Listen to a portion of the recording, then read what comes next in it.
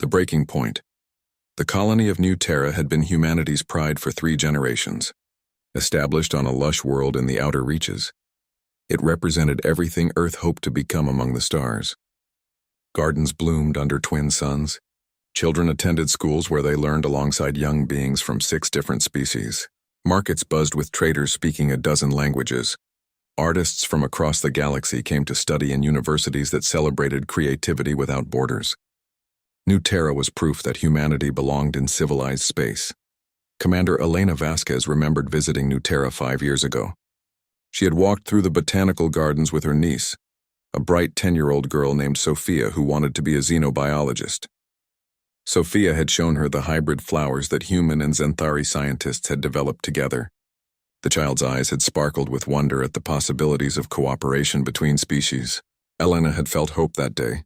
Real hope that humanity's violent past could stay buried forever. That hope died on a Tuesday morning when New Terra's communications array stopped transmitting. The silence came without warning. No distress signals, no emergency broadcasts, just empty static where millions of voices should have been. Earth's colonial administration tried every channel, every backup system, every relay station. Nothing. New Terra had simply vanished from the Galactic Communication Network. Elena stood in the Earth Defense Command Center, watching technicians work frantically at their stations. Admiral Marcus Thompson stood beside her, his weathered face showing no emotion. He had served in the military for 40 years, had been there when humanity first joined the Galactic Council and agreed to limit their weapons, their fleets, their aggressive nature. He had supported that decision. War had nearly destroyed Earth in the centuries before first contact. Joining civilized space meant leaving that darkness behind. But something in his eyes told Elena he had never truly believed the darkness would stay buried. 3 days passed with no word from New Terra. Survey ships were dispatched but would take weeks to reach the colony. The Galactic Council expressed concern and promised to investigate through proper channels. Politicians gave speeches about unity and hope. Behind closed doors, Earth's military leadership prepared for the worst. The emergency beacon arrived on the 4th day. A small pod, badly damaged, carrying 23 survivors in medical stasis. Elena was there when the medical teams revived them. A cargo pilot named James Chen opened his eyes first, his face gaunt from malnutrition and trauma. He tried to speak but couldn't form words. The doctors sedated him, but not before Elena saw the horror in his expression.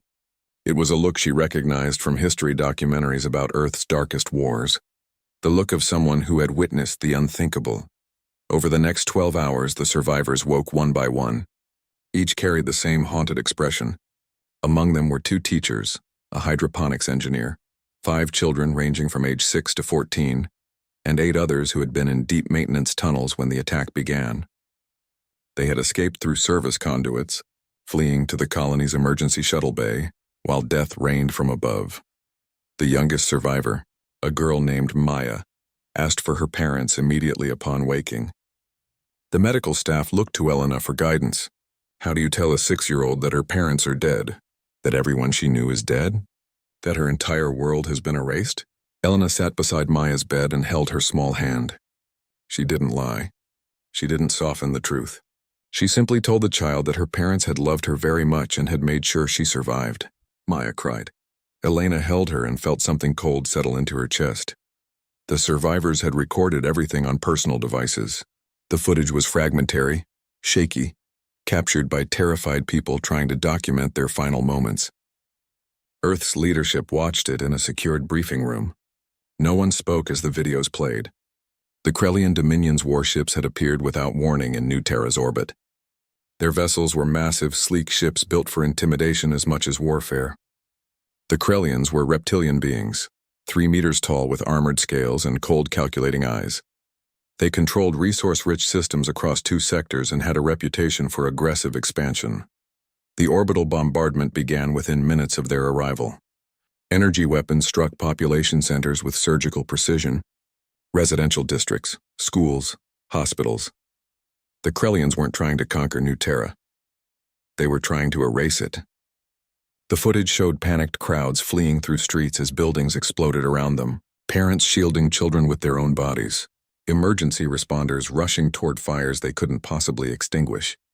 And through it all, the cold efficiency of orbital weapons reducing a thriving city to rubble. When the bombardment stopped, Krellian ground forces deployed. The footage from this phase was harder to watch. Survivors had emerged from shelters hoping for rescue or at least the chance to surrender. Instead, they found Krellian soldiers moving through the ruins with methodical purpose. The soldiers carried scanners that detected life signs. They would approach shelters, order people out, and execute them. No questions asked. No mercy given. Just systematic extermination. One video showed a group of Xanthari civilians, the same species that had helped develop those hybrid flowers Sophia had loved. They approached Krellian soldiers with their manipulator tentacles raised in a gesture of peace recognized across the galaxy. The soldiers shot them without hesitation. Allies, friends, neighbors who had built lives together on New Terra. None of it mattered. The Krellians killed everyone they found. Elena watched her niece die on camera.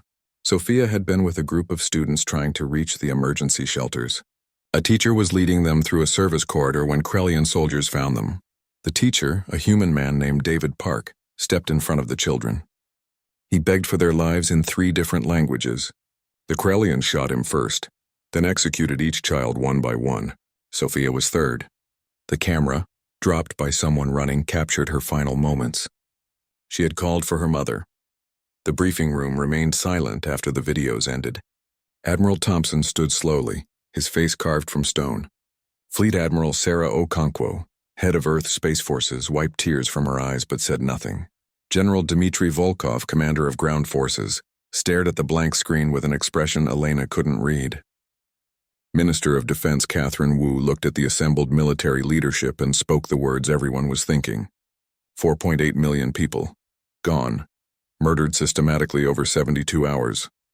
The Galactic Council convened an emergency session within 24 hours. Earth's delegation, led by Ambassador Catherine Reeves, arrived prepared to demand justice. Catherine was 70 years old, had spent her entire career building bridges between Earth and other species.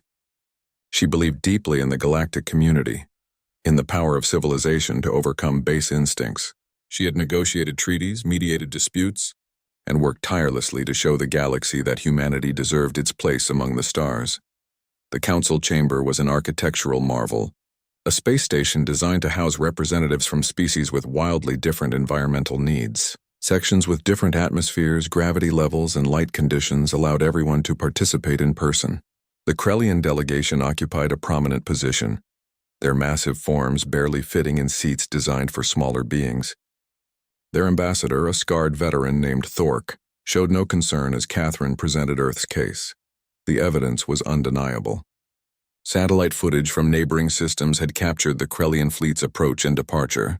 The survivor testimonies were consistent and detailed. The recordings showed exactly what had happened. New Terra had been home to a peaceful multicultural community. The Krellians had destroyed it without provocation, without warning, without mercy. 4.8 million murders committed with cold efficiency. Species after species stood to express sympathy. The Xanthari representatives spoke tearfully about their own citizens who had died on New Terra. The Veronian delegates, bird-like beings known for their pacifism, called for immediate sanctions. The Centauri, who generally supported Earth, demanded a formal investigation and criminal trials. For 6 hours, representatives condemned the Krellian actions in the strongest possible terms. It felt like progress. It felt like the galactic community would finally act.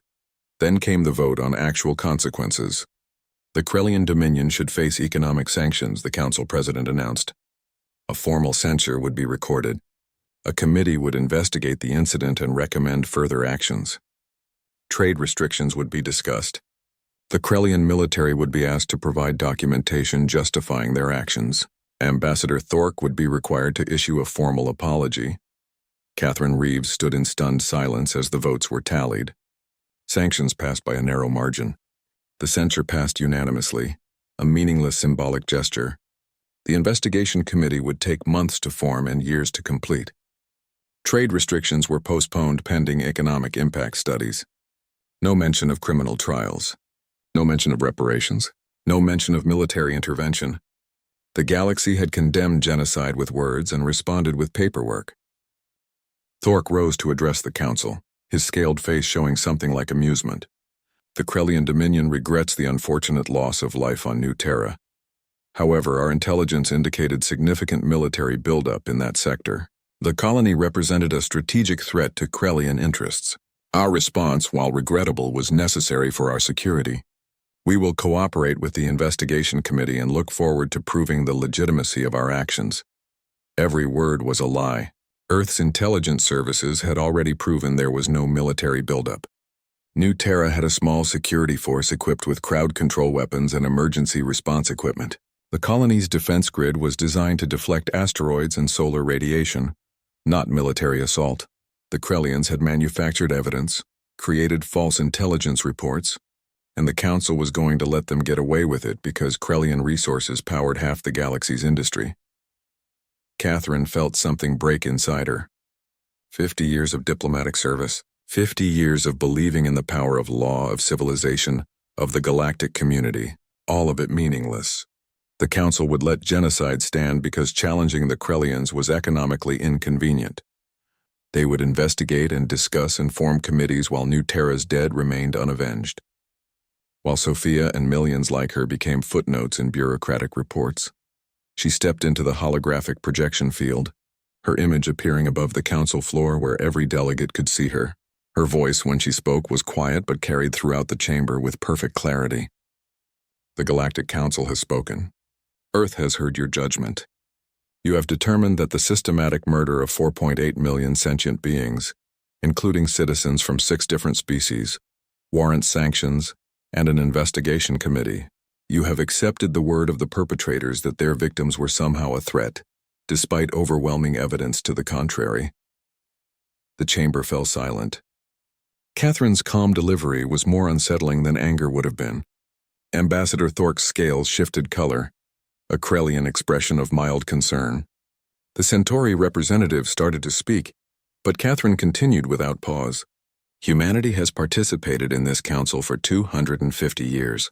We joined your community with hope that civilization among the stars would be better than what we left behind on Earth. We limited our weapons, reduced our fleets, and trusted that galactic law would protect us as it protects others. We were wrong.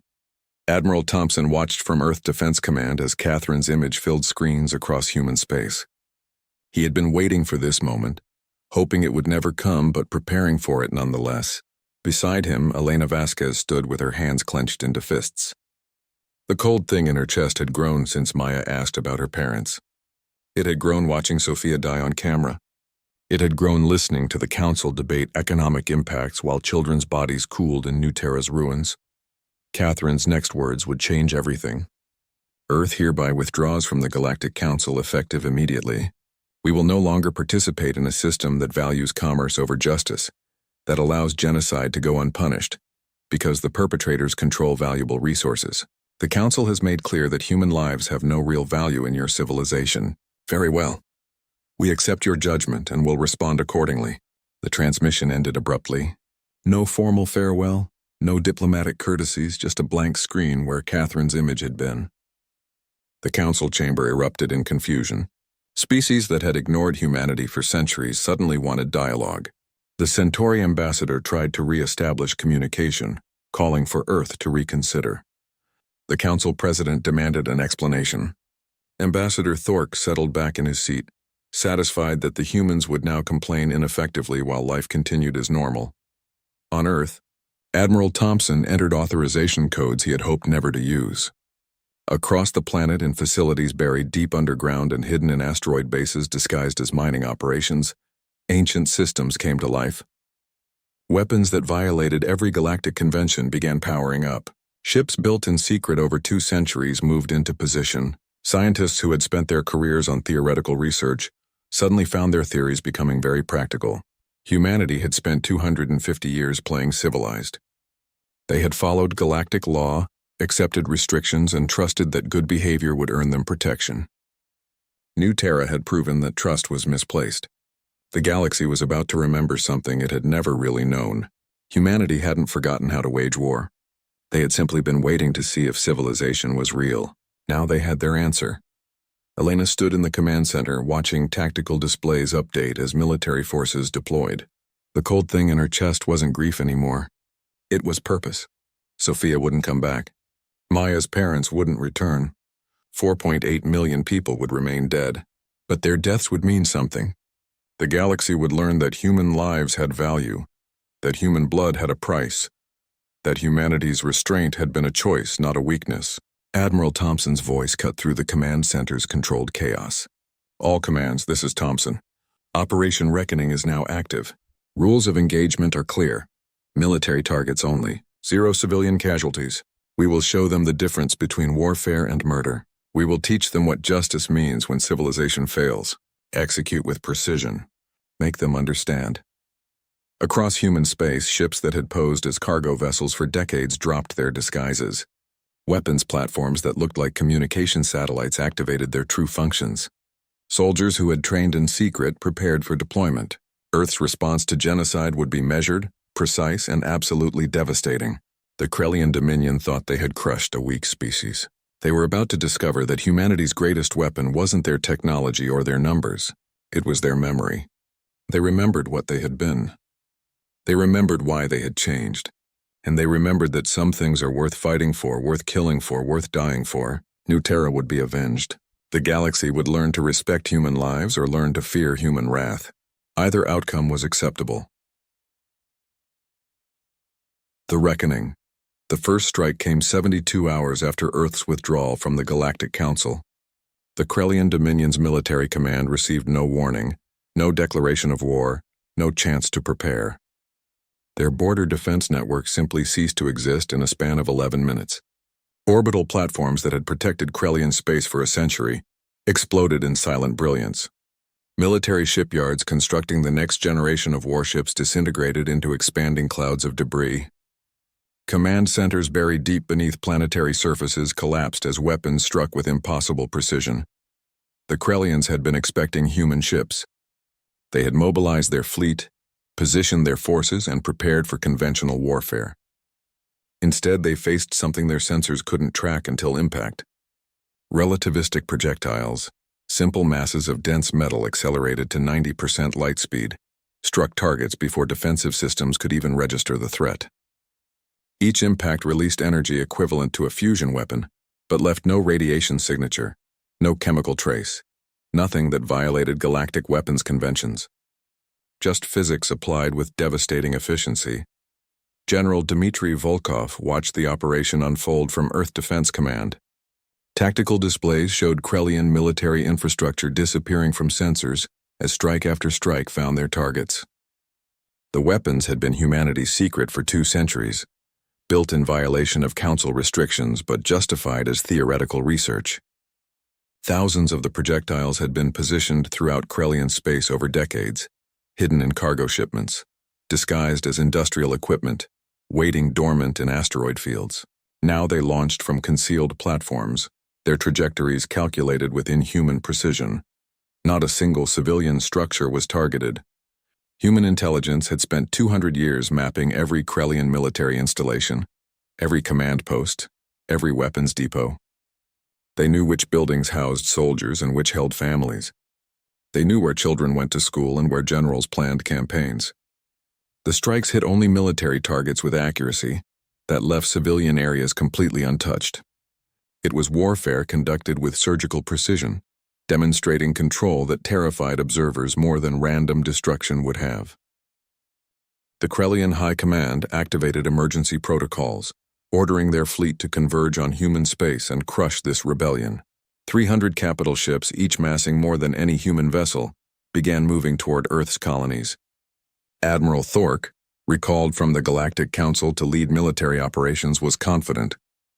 Humans had surprised them with clever weapons, but the Krellians had numbers, firepower, and 2 centuries of conquest experience. They would find Earth's fleet and destroy it in glorious battle, but Earth's fleet refused to cooperate. Human ships appeared at the edges of Krellian systems, struck supply depots and automated refueling stations, then vanished before Krellian forces could respond. They used tactics refined through millennia of warfare on Earth, hit-and-run strikes that bled enemy resources while avoiding direct confrontation. The Krellians had built their military for conventional warfare, massive fleets meeting in decisive battles where superior numbers guaranteed victory. They had no experience fighting enemies who refused to fight fair. Commander Zrel led a Krellian hunter squadron assigned to track human raiders. His ships were faster than human vessels, his weapons more powerful, his crew experienced veterans of multiple campaigns. For 3 weeks they chased ghosts. Every time they arrived at a raiding location, the humans were gone. Fuel depots burned. Supply convoys were destroyed. Automated defense platforms drifted dead in space. But the human ships responsible had vanished into the void, their stealth systems making them invisible to Krellian sensors. Zrel's crew grew frustrated, then demoralized. They were hunting an enemy they couldn't catch, protecting assets they couldn't defend. Worse, morale across the Krellian military was collapsing for reasons that had nothing to do with military defeats. Something else was happening, something that struck at the heart of Krellian society in ways weapons never could. Every screen in Krellian space, every communication device, every public display, suddenly showed the same images. The footage from New Terra, uncensored, complete, impossible to shut down. Human hackers had taken total control of Krellian civilian networks, and they used that control to broadcast the truth. The systematic execution of civilians, children being shot while begging for mercy, hospitals burning, residential districts reduced to rubble. The methodical, efficient genocide that Krellian military had committed in their name. The Krellian government had told their citizens that New Terra was a military threat, that human expansion endangered Krellian security, that the operation had been a legitimate defensive action. Now every Krellian citizen watched the reality. They saw Krellian soldiers executing unarmed families. They saw children dying in their parents' arms. They saw the Zenthari civilians, longtime Krellian allies, murdered alongside humans. The footage played continuously, impossible to block or filter. In cities across Krellian worlds, citizens gathered in public spaces and watched in horror. Parents saw human children the same age as their own offspring being killed. Workers saw hospitals they had helped build being destroyed. Teachers saw schools burning with students still inside. The cognitive dissonance was overwhelming. How could their military, their government, their society have done this?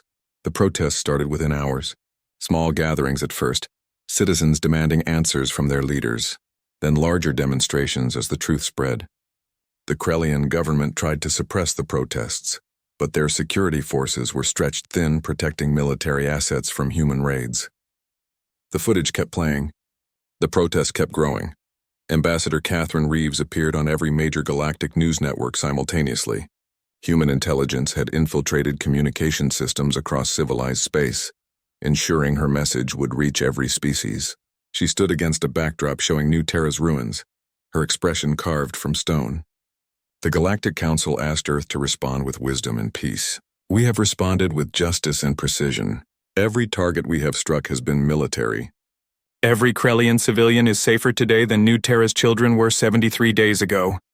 She gestured to screens showing footage of Krellian protests. The Krellian people are learning what their government did in their name. They are learning that their security was built on the corpses of innocents. They are learning that their leaders lied to them, manipulated them, and committed genocide to serve economic interests. This is psychological warfare, the Centauri ambassador protested during an emergency council session. Humanity is violating the conventions against civilian manipulation. Catherine's smile was cold. We are showing the truth.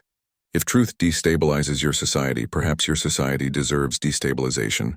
The Krellian military knew what they were doing. The Krellian government authorized it. Now the Krellian people will decide if they want leaders who commit genocide. The galactic community watched in growing alarm as humanity demonstrated capabilities no one had suspected. Their military technology was decades ahead of public knowledge. Their intelligence networks had infiltrated every major government. Their ability to conduct precise, devastating warfare without collateral damage showed planning and restraint that contradicted everything the galaxy thought it knew about human nature. Species that had dismissed Earth as emotional and weak now feared what else humanity had hidden. The Krellian High Command faced impossible choices. Their infrastructure was crumbling under constant raids. Their civilians were protesting in millions. Their fleet couldn't catch enemies who refused to engage. They decided on a desperate gambit. If they couldn't defeat human forces in space, they would threaten what humans clearly valued most: civilian lives. Admiral Thorke ordered a battle group to Earth's colony of New Geneva, home to 8 million humans and various other species. The implied threat was clear. Stop your attacks or we will do to New Geneva what we did to New Terra. The human response was immediate and overwhelming. A fleet appeared in New Geneva's orbit within hours, far larger than intelligence estimates suggested Earth possessed. Sleek warships bearing weapons that made Krellian vessels look primitive, but they didn't fire. They simply waited, shields active, weapons ready, positioned between the Krellian fleet and the colony. Admiral Sarah Okonkwo's voice transmitted on all frequencies. You want to threaten civilians? Try it, we are here. We are ready. And unlike you, we don't murder the defenseless. The standoff lasted 6 hours. The Krellian battle group had numbers but suddenly doubted their advantage. These human ships were different from the raiders, larger and obviously built for direct combat. Their weapons were powered and targeting systems locked on Krellian vessels. Worse, the Krellian crews knew what had happened to New Terra. They had seen the footage. They understood they were being asked to commit the same crimes their people were protesting back home. When the Krellian commander gave the order to withdraw, half his ships complied immediately. The other half hesitated, then followed. Not a shot was fired. The message was delivered. Humanity would protect its civilians with overwhelming force while conducting military operations with precise restraint. The Krellian Dominion's collapse accelerated over the following weeks. Human forces maintained pressure on military targets while Krellian society fractured under the weight of revealed truth. The protests evolved into political movements demanding accountability. Young Krellians formed peace organizations, rejecting the aggressive expansion that had defined their culture. Military units began refusing orders, unwilling to fight a war their citizens opposed. The government that had ruled with absolute authority for 3 centuries found itself losing control. 90 days after New Terra's destruction, the Krellian High Command surrendered. The terms were non-negotiable. Complete demilitarization, war crimes trials for everyone involved in New Terra's genocide, reparations to survivors, dismantling of the centralized government that had authorized mass murder, occupation by human forces until reforms were implemented and verified. Ambassador Thorke tried to negotiate better terms, claiming some honor was due to a defeated enemy. Admiral Thompson's response was delivered publicly. You have no honor. You murdered 4.8 million innocents. You will accept these terms or we will continue operations until there is no Krellian military left to surrender. The Krellians accepted. They had no choice. Their military was shattered, their society divided, their leaders discredited. The empire that had controlled 2 sectors and terrorized smaller species for generations ceased to exist.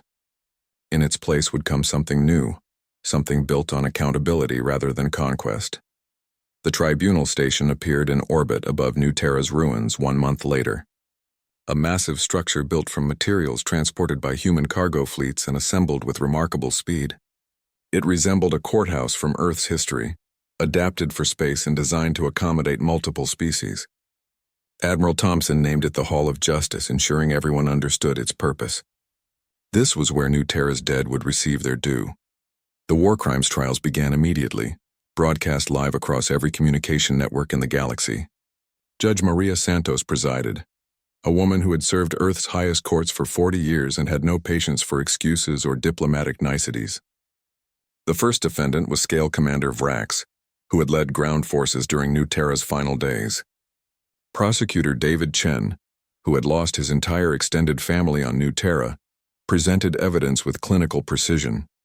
The footage played again, but this time with context and analysis. Military communications showing Vrax had received explicit orders to eliminate all human presence. Survivor testimony describing systematic executions. Technical data proving civilians had attempted to surrender and were murdered anyway. Vrax sat in the defendant's chair, his scales showing colors that indicated stress and fear. His appointed defense attorney, a human lawyer named Robert Kim who specialized in ensuring proper legal procedures, did his job professionally but couldn't counter the mountain of evidence. The trial lasted 5 days. Witnesses testified, evidence was examined, legal arguments were presented and debated. When the verdict came, Judge Santos's voice carried throughout the galaxy.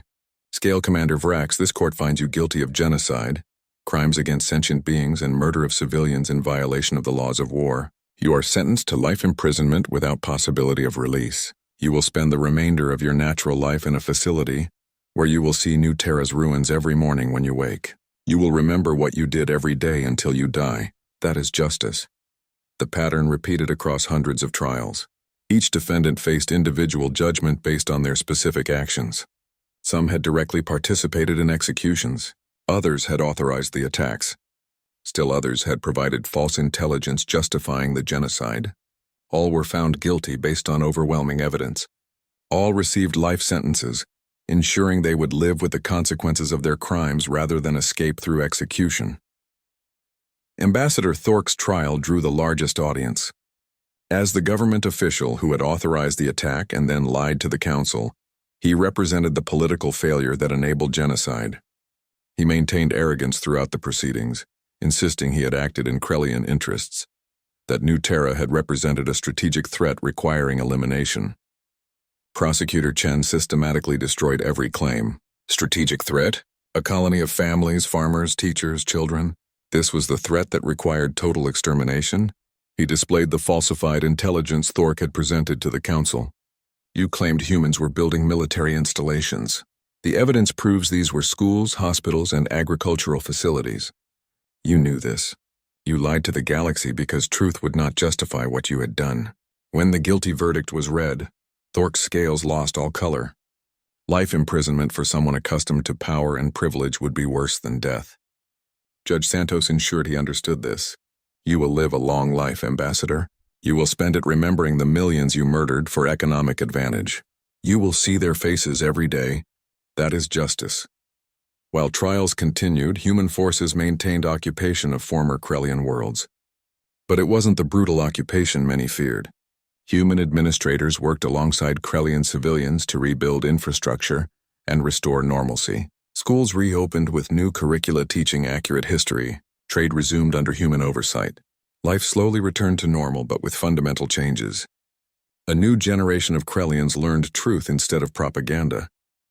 They studied New Terra's genocide as a cautionary tale about unchecked military power and government accountability.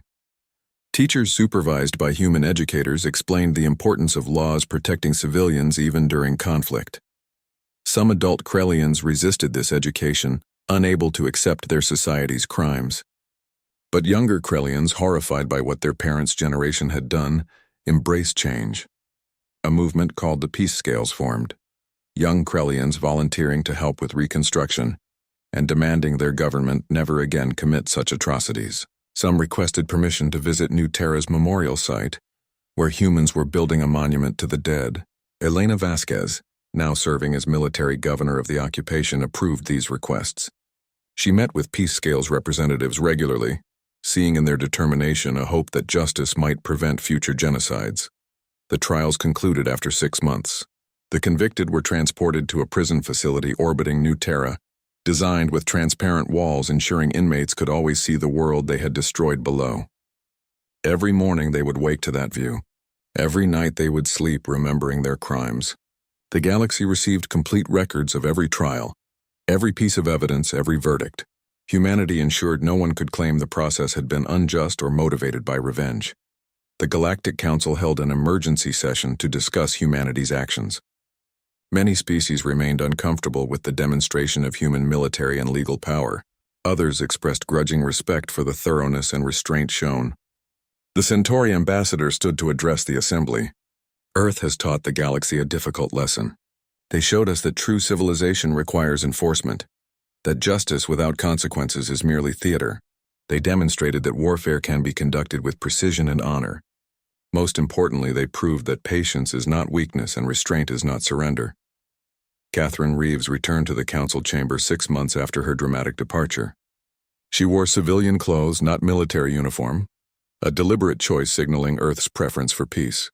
But the weapon platforms orbiting Earth and its colonies remained active, a constant reminder of capabilities the galaxy could no longer ignore. She took her seat in the restored Earth delegation area and waited to be recognized. The council president, a different individual now after the previous president resigned in disgrace, acknowledged her with cautious respect. Ambassador Reeves, Earth's return to this council is welcomed. We hope this marks a new era of cooperation. Catherine stood, her voice carrying the same quiet intensity it had during her departure. Earth returns with conditions. We propose the Genocide Prevention Protocol. Any species committing systematic extermination of civilian populations will face immediate military intervention by coalition forces. No debate, no committees, no economic impact studies, just immediate action. She displayed the full proposal, a detailed framework for rapid response to mass atrocities. It included independent monitoring systems, clear definitions of genocide, and automatic triggers for intervention. Most controversially, it gave enforcement authority to a coalition including Earth, the Centauri, and other species willing to actually defend civilians rather than debate while people died. The council erupted in argument. Some species supported the proposal immediately, having seen what happened when genocide went unpunished. Others worried about sovereignty, about the precedent of military intervention, about giving Earth such influence. The debate lasted for weeks, broadcast live as the galaxy wrestled with fundamental questions. What did civilization mean? What responsibilities came with galactic community membership? What price was acceptable to prevent atrocities? The Genocide Prevention Protocol passed with 70% support. Species that voted against it were quietly informed by multiple delegations that they should reconsider. The message was clear. The galaxy had changed. Genocide would no longer be tolerated. Civilians were no longer acceptable targets. And if official channels failed to protect the innocent, Earth had proven it would act alone. Catherine addressed the council after the vote.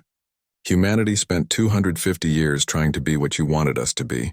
Peaceful, reasonable, willing to accept injustice rather than disturb galactic harmony. New Terra proved that approach failed. We will never make that mistake again. We will remain part of this community, but on our terms. We will follow laws that protect the innocent and ignore laws that enable murder. Most importantly, we will never again trust that civilization means anything without the will to enforce it. She looked at the empty seats where the Krellian delegation once sat. 4.8 million people died because the galaxy valued convenience over justice. Those deaths purchased this change. We will honor them by ensuring no other species suffers the same fate. The galaxy accepted humanity's new position because they had no real choice. Earth had demonstrated military capabilities that made confrontation unthinkable. More importantly, they had shown moral clarity and restraint that earned reluctant respect.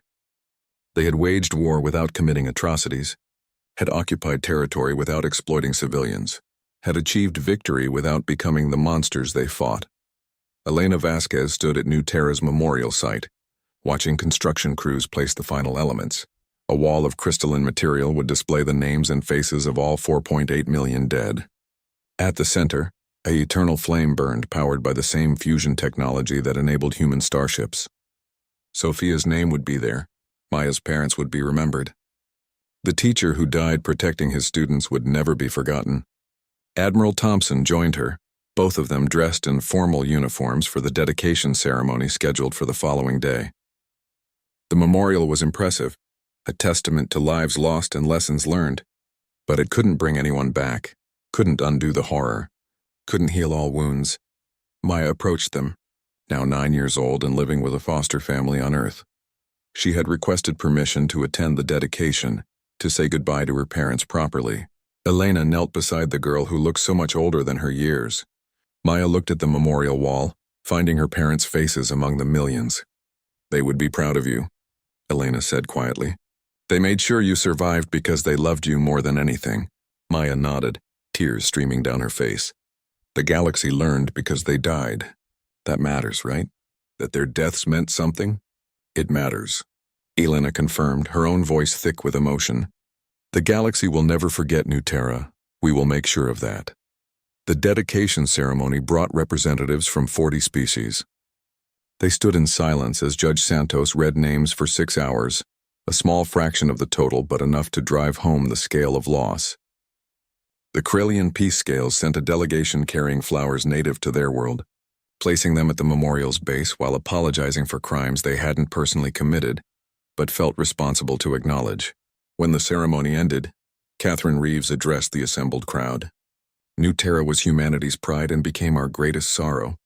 4.8 million people who trusted that civilization meant something, that galactic law would protect them, that their neighbors would defend them. They were wrong, and they paid with their lives. But their deaths changed the galaxy. Genocide will no longer be tolerated.